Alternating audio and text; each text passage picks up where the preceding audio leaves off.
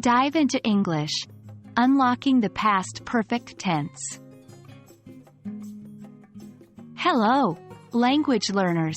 Welcome to another exciting episode in our Grammar Fundamentals series. Today, we're diving deep into the past perfect tense to be exact. This tense may seem tricky at first, but by the end of this video, you'll understand how it works and when to use it. Let's kick things off with the basics. What exactly is the past perfect tense? In simple terms, the past perfect tense is used to express something that happened before another action in the past. It can also be used to show that something happened before a specific time in the past. To form the past perfect tense, we use the auxiliary verb had plus the past participle of the main verb.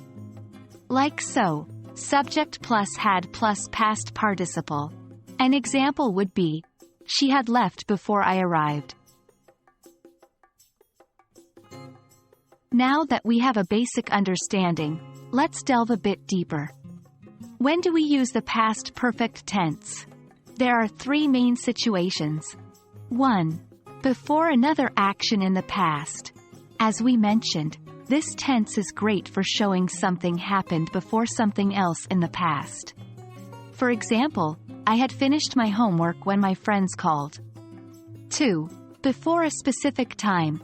If you want to express that something had happened before a specific time, the past perfect is your go-to. For instance, by the time he arrived, the movie had already started. 3. With unreal situations.